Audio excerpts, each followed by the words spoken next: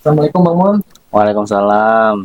Gimana kabarnya Bang Mun setelah pemilu 2024 ini berlangsung? Ya, alhamdulillah ya. Jadi, alhamdulillah kami di KPU semuanya dalam keadaan sehat ya dan siap melaksanakan tugas sampai akhir.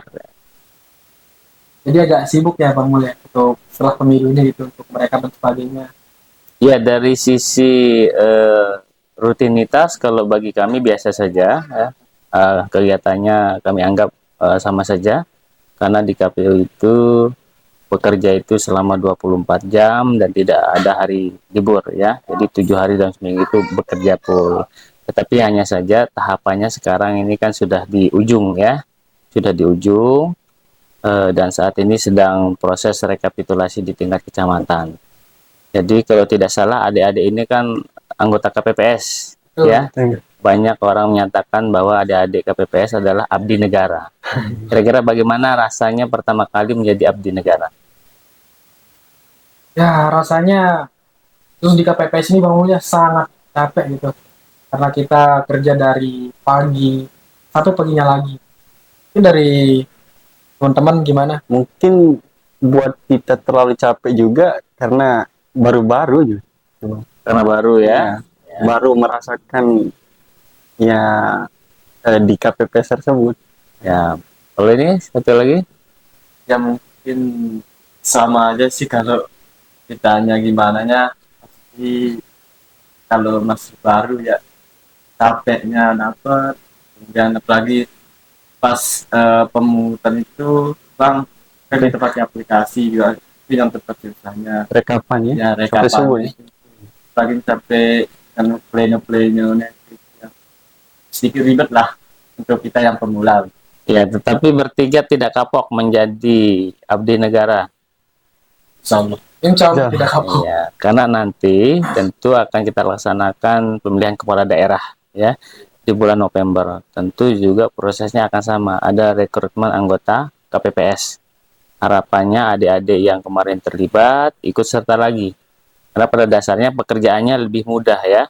Kalau kemarin 5 surat suara, kalau besok di pilkada hanya 2 surat suara dan itu hanya memilih pasangan calon, tidak seperti anggota DPR yang jumlahnya ratusan ya, palingan paling banyak ya 6 pasangan calon kayak gitu.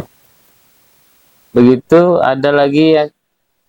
Jadi ini sih juga Bang Mun pertanyaan kami bersama gitu ya. Setelah pemungutan suara ini selesai, bagaimana sih proses ataupun tahapan ataupun cara penetapan dari partai politik mendapatkan kursi dan anggota DPR, DPRD provinsi, DPRD kabupaten dan DPR RI ditetapkan begitu. Itu sih yang masih kami bingungkan gitu. Ya, jadi terkait dengan pertanyaan ini ya, sebenarnya saya sudah menyiapkan slide ya sebagai bahan sosialisasi. Mungkin ini bisa kita bahas di sebagaimana di monitor ya. Terkait dengan pertanyaan tadi, memang saat ini sedang dilakukan rekapitulasi. Jadi nanti setelah selesai dilakukan rekapitulasi, maka selanjutnya akan ditetapkan perolehan kursi untuk setiap partai politik. Selanjutnya menetapkan calon siapa yang mendapatkan kursi di partai politik tersebut. Saya jelaskan satu-satu ya. Jadi yang pertama ya, teman-teman, saat ini seperti saya sampaikan tadi, saat ini sedang dilakukan rekapitulasi hasil penghitungan perolehan suara ini pada beberapa tingkatan. Jadi ada tingkatan kecamatan, itu rekap di tingkat kecamatan dilakukan oleh PPK. Kemudian ada tingkatan kabupaten kota itu dilakukan oleh KPU kabupaten kota. Ada tingkatan di provinsi dilakukan oleh KPU provinsi. Kemudian ada tingkatan rekap secara nasional ini oleh KPU RI. Jadi ini tingkatan rekap. Dan saat ini kalau di Lombok Timur itu sedang berlangsung ya rekapitulasi di tingkat PPK. Setelah semua PPK selesai melakukan rekap, maka akan dilakukan rekap di tingkat kabupaten. Setelah kabupaten selesai, maka dilanjutkan tingkat provinsi. Setelah provinsi selesai, dilanjutkan tingkat nasional. Jadi banyak juga masyarakat kita yang kemarin menganggap bahwa si rekap ini dianggap kurang apa ya, hasilnya tidak sesuai dengan C hasil dan lain sebagainya, karena pada dasarnya yang ditetapkan nanti perolehan suara itu bukan berdasarkan si rekap pada dasarnya, tetapi rekap manual dan berjenjang sebagaimana yang saya sampaikan tadi ya. Jenjangnya dari mana? Rekapnya pertama kali di tingkat PPK, kemudian jenjang kedua tingkat kabupaten, jenjang ketiga di tingkat provinsi, jenjang terakhir itu di tingkat nasional. Itulah yang ditetapkan ya, bukan berdasarkan si rekap yang kemarin. Angka-angkanya itu sebenarnya berasal dari teman-teman KPPS ya. Kemudian nanti penetapan ini ada 3 bisa dibilang teman-teman ya. Pertama, penetapan pasangan calon presiden dan wakil presiden terpilih, itu yang akan ditetapkan. Yang kedua, penetapan calon anggota DPD terpilih. Kemudian yang ketiga, penghitungan perolehan kursi dan penetapan calon anggota DPR, DPRD provinsi, dan DPR kabupaten kota terpilih.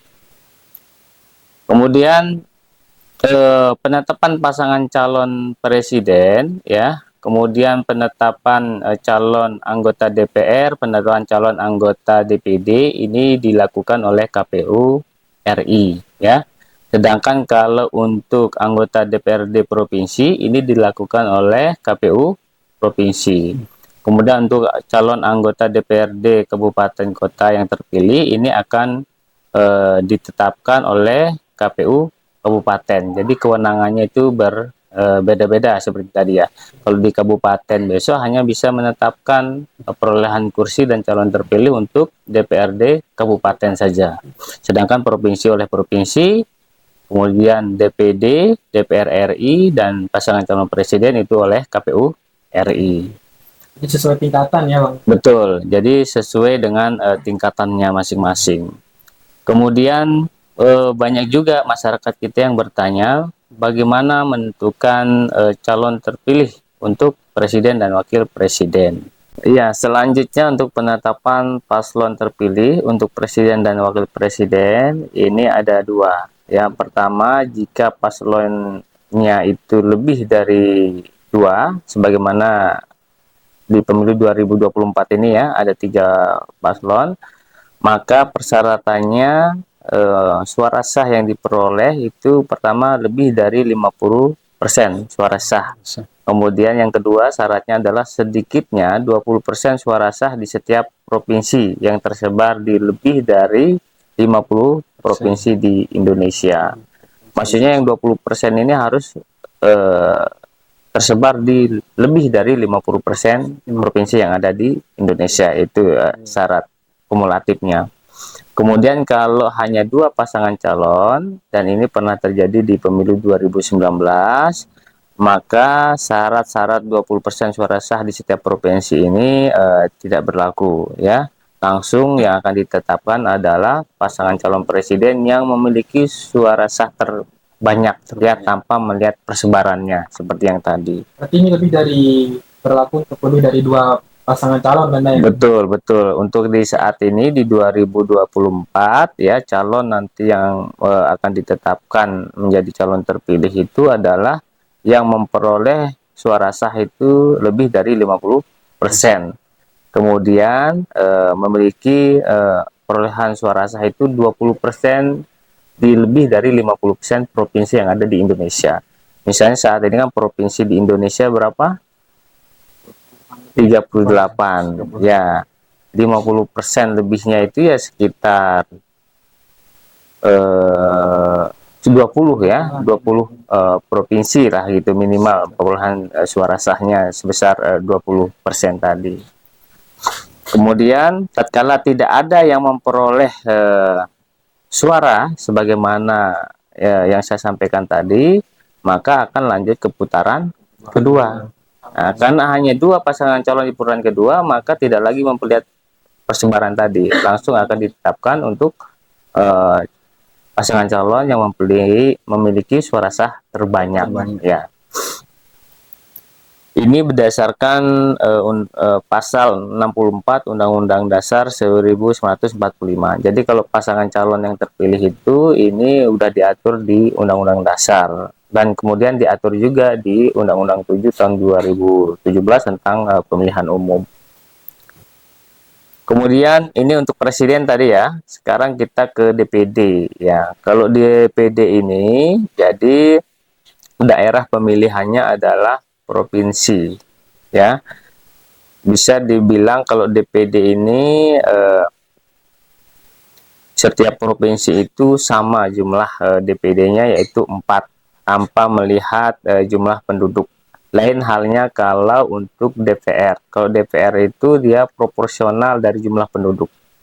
Jadi kalau di suatu daerah jumlah penduduknya banyak ya, maka akan berbeda jumlah anggota DPR-nya atau jumlah kursinya akan berbeda. Tetapi untuk DPD itu sama, mau jumlah penduduknya 30 juta, mau jumlah penduduknya 3 juta, tetap sama-sama 4 kursi saja yang diperebutkan. Kemudian bagaimana untuk menentukan calon terpilihnya? Ya, cukup mudah ya. Nanti setelah ditetapkan perolehan suara sah setiap anggota DPD oleh KPU RI, maka akan dilakukan perankingan ya untuk perolehan suara sah. Ranking pertama sampai dengan ranking keempat, maka itulah yang memperoleh kursi untuk anggota DPD-nya.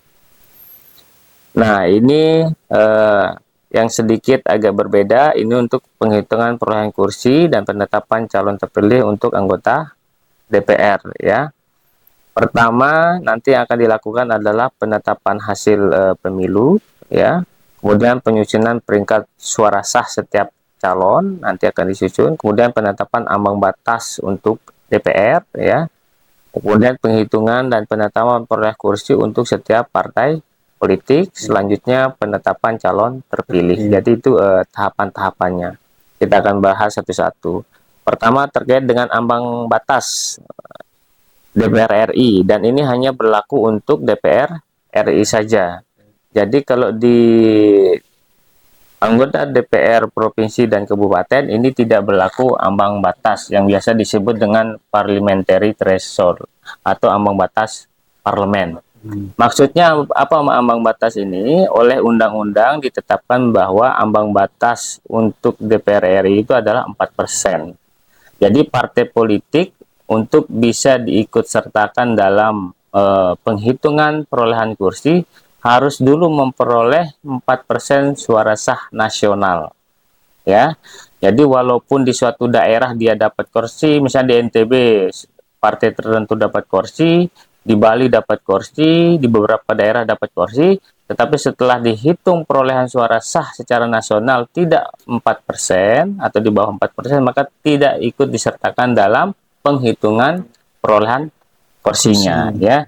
Jadi jangan heran nanti tatkala di Lombok Timur ya, karena di NTB ini ada 2 dapil untuk DPR RI. Bisa jadi partai tertentu memperoleh kursi, tahu-taunya tidak dilantik. Nah, jawabannya itu berarti partainya tidak melewati ambang batas tadi ya. Kemudian bagaimana cara mengkonversi suara menjadi kursi? Ya, metode yang digunakan adalah metode santelah ya. Jadi sederhananya ini akan membagi suara sah setiap partai politik dengan bilangan pembagi 1, 3, 5, 7. Ibaratnya pembagi bilangan ganjil ya.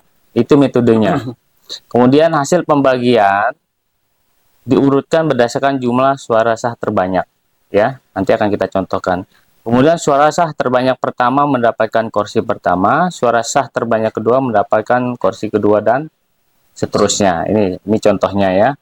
Ini contoh satu, ini seluruh partai memperoleh kursi. Kebetulan maksudnya ya.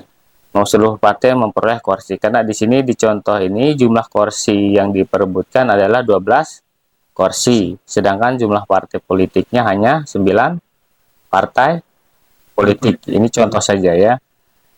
Pertama, ini kan ada partai apel, partai jog, dan seterusnya sampai partai melon ya. Jumlah suara sah ini akan pertama dibagi menjadi 1 ya. Setelah itu akan dibagi lagi menjadi 3, dibagi 3. Kemudian dibagi lagi menjadi 5, dibagi lagi menjadi 7. Nah, setelah dibagi-bagi, maka nanti akan dilakukan peringkatan ya atau perankingan ya. Misalnya yang dibagi satu ini suara terbesar ada di Partai Melon ya. Partai Melon dia ranking 1. Kemudian yang kedua di Partai Apel. Ranking 3 di Partai Papaya ya. Sampai dengan ranking 10 ini ada di Partai Mangga. Coba kita lihat ya, Partai Apel. Nah, Partai Apel ini juga dapat peringkat 11 setelah dibagi 3.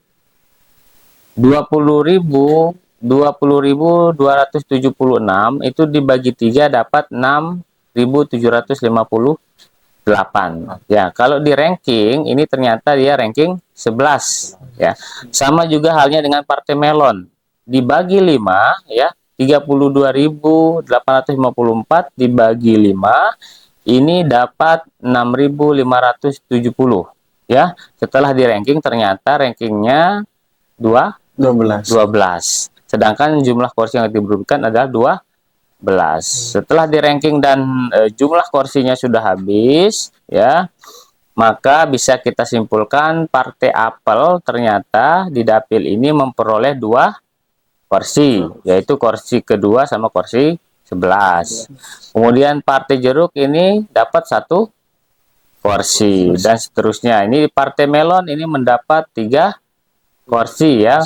Kursi pertama dia yang dapat, kursi 8 dia yang dapat, kemudian kursi ke-12 dia yang dapat. Tetapi kalau kita lihat kasus di Lombok Timur pada pemilu 2019 tidak satu partai pun yang berhasil mendapat 2 kursi. Apakah di 2024 ada? Ya tergantung. Karena seperti tadi ya, pembaginya 3. Ya, pembaginya 3. Jadi harus 3 kali lipat lebih banyak ketimbang partai yang lain baru potensi dapat kursi kedua. Kalau mau ketiga 7 kali lipat lebih banyak begitu, dan itu kan tidak mudah ya untuk dapat tadi. Kemudian ini contoh yang kedua ya, ini pembagian kursi selesai di tahapan pembagian pertama. Tadi kan kalau yang tadi selesainya sampai pembagian ketiga ya, karena ada Partai Melon ini jumlah perolehannya 32.000. Sedangkan yang lain ada yang dapat 7.000 ya, ada yang dapat 6.000, sehingga potensi dia dapat lebih dari 1 kursi itu ada. Tetapi kalau yang kasus ini perolehan suara sahnya ini mirip-mirip ya, mirip-mirip. Kalau tadi kan jomplang 6, ada yang dapat 32.000, tetapi ada partai tertentu dapat 6.000, sehingga memang ada potensi dia dapat lebih dari 1 kursi. Tapi kalau di kasus ini angkanya perolehan suara sahnya mirip-mirip ya. Misalnya jumlah kursi yang diperebutkan ini 10 ya. Kemudian urutan pertama ini diperoleh oleh Partai Mangga ya. Kemudian sampai yang terakhir Partai Semangka memperoleh peringkat ke-10. Maka habislah kursinya. Kalau kita lihat di pembagian 3 ya, pembagian 3 ini yang paling besar ini kalau kita lihat ini adalah Partai Salak sebesar 114.000 ya. 114.000. Tetapi kita lihat Partai Mangga itu dibagi 1 ini 124.000. Partai Mangga paling nomor 10. Jadi masih lebih besar, sehingga Partai Mangga lah yang mendapat kursi terakhir atau kursi ke-10. Nah, kemudian ini contoh, ini kan semua karena kebetulan partainya 10, jumlah kursinya juga 10, kebetulan juga mirip-mirip perolehan suara sahnya, sehingga semua partai mendapat kursi. Ini contoh satu lagi di mana jumlah kursinya terbatas tetapi partainya lebih banyak ya, sehingga ada partai yang tidak memperoleh kursi. Secara matematis tidak mungkin seluruh partai memperoleh kursi karena kursinya lebih sedikit ketimbang jumlah partai politiknya. Di sini ya caranya sama seperti yang tadi, jumlah suara sah itu akan dibagi menjadi 1, dibagi menjadi 3, dibagi menjadi 5, dibagi menjadi 7, dan seterusnya. Kemudian ini di pembagian 1 ya, di pembagian 1 setelah di ranking ternyata kursi yang diperebutkan ini habis ya.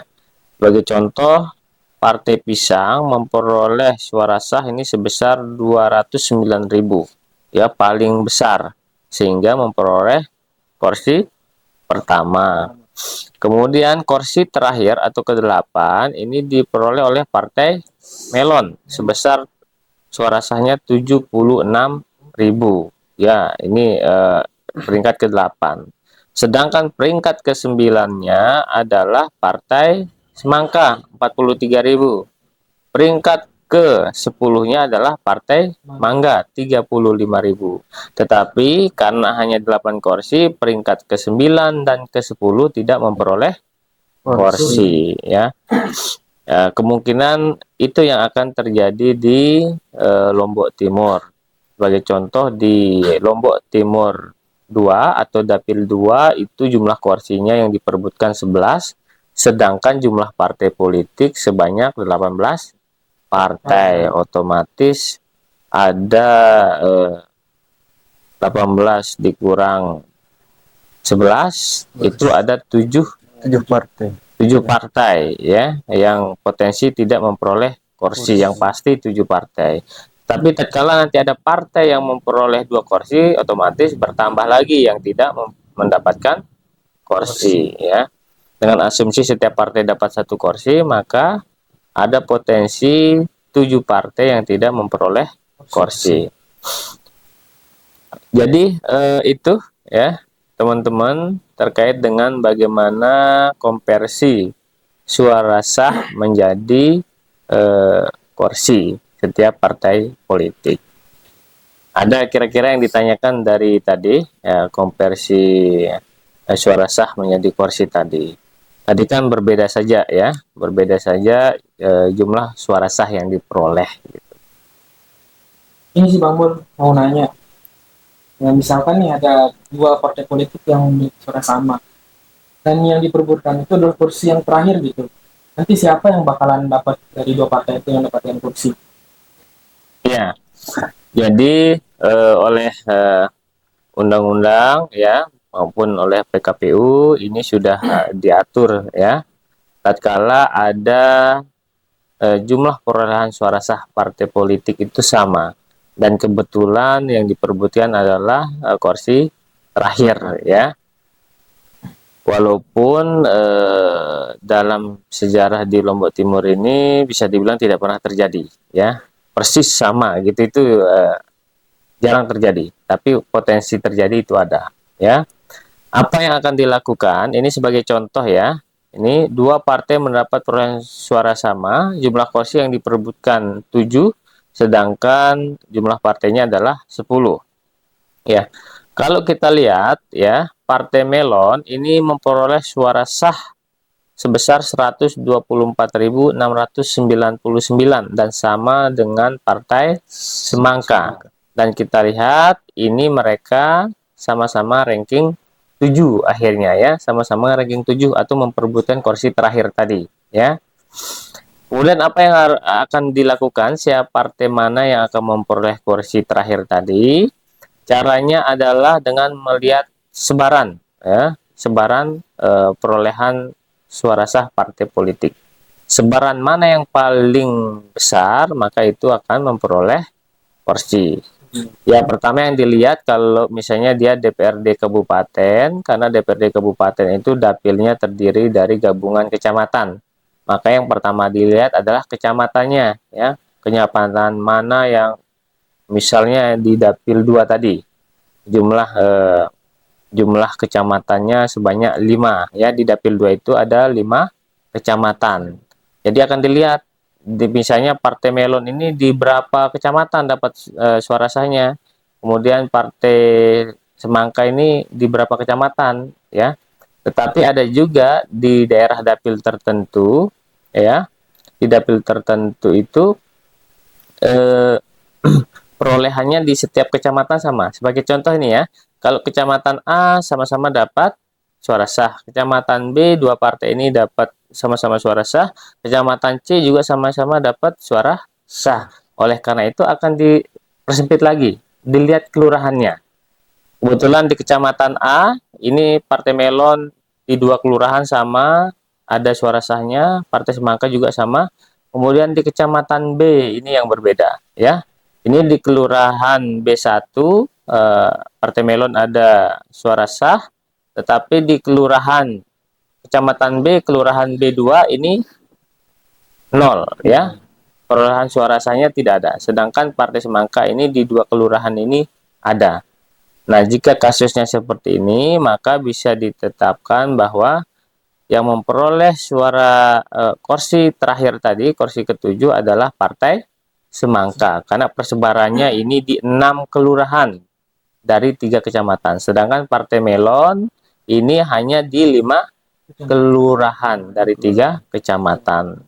Jadi persebaran si Partai Semangka ini jauh lebih besar ketimbang Partai Melon. Itulah yang nanti memperoleh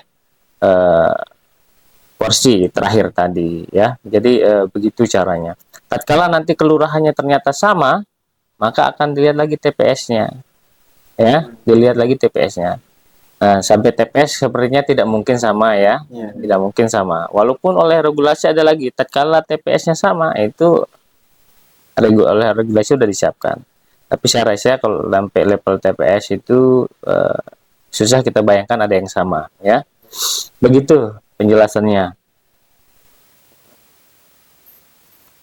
Kemudian terkait dengan siapa yang memperoleh kursi, apakah sudah diketahui? Nah, itu sih, kan sudah dijelaskan tadi bagaimana untuk memperolehkan kursi untuk partai politik ini.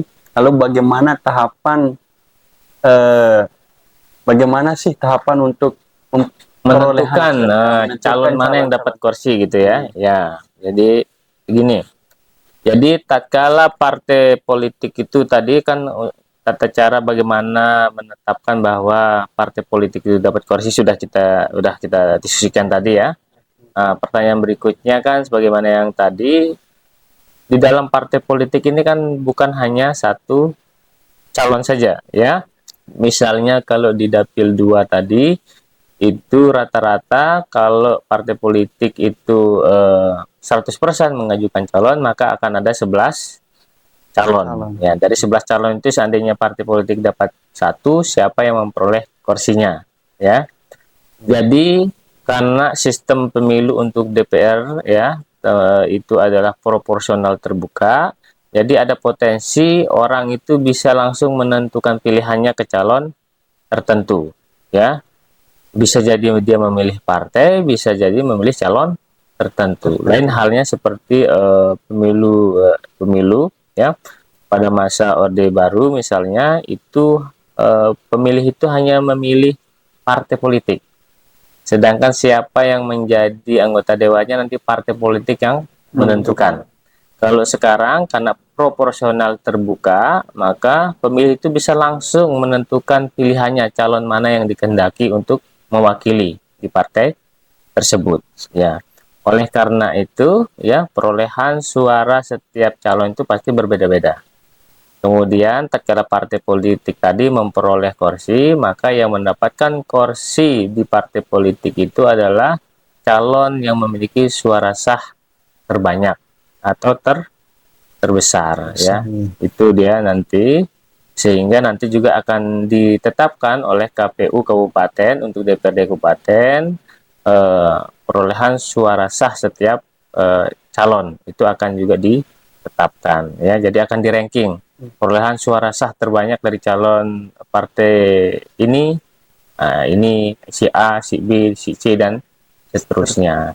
Nah, berdasarkan itu maka akan ditetapkan calon terpilihnya itu siapa. So, ini contohnya ya. Nah, ini contohnya penetapan calon terpilih. Jadi ini ada 10 calon ya. Ada 10 calon. Kemudian ini jumlah suara sahnya partai politik ini 1313. kemudian calon A ini 2000, calon B 3000, dan seterusnya. Dan ini dilakukan rankingan ya, di rankingan. Dan kita lihat di contoh ini, calon E dengan nomor urut 5 memperoleh suara sah terbanyak sebesar 10.589. Dia berada di ranking 1. Dan tatkala partai ini memperoleh 1 kursi, maka hanya calon nomor 5 yang ditetapkan menjadi calon terpilih. Tetapi kalau partai ini seperti contoh yang tadi, partai ini mendapatkan 2 kursi, maka akan 2 calon yang ditetapkan, yaitu calon nomor 5 dan calon nomor 6. Kan nomor 6 ini peringkat suara sah ranking kedua. Jadi itu yang akan dilakukan. Begitu ya. Ya, jadi terkait dengan penetapan perolehan kursi dan penetapan calon terpilih. Begitu ya. Mudah-mudahan informasi ini membantu teman-teman ya. Harapannya juga nanti kalau ada yang bertanya juga bisa dijawab lah, bisa disampaikan. Karena saya lihat di masyarakat juga banyak juga yang bertanya terkait ini ya. Mudah-mudahan tadi teman-teman nanti bisa menjawab, membantu kami menjawab ya. Walaupun pada dasarnya kalau masyarakat kita itu aktif mengikuti di media, membaca regulasi yang ada, insya Allah mengetahui tentang informasi ini. Begitu Patih. Terima kasih banyak Bang Mul sudah menjelaskan kami detail ya terkait dengan apa yang menjadi pikiran kami sebelumnya. Dan sekarang alhamdulillah kami sudah memahami terkait. Iya, alhamdulillah kalau gitu ya. Semoga informasi ini bermanfaat dan harapannya bisa disebarluaskan.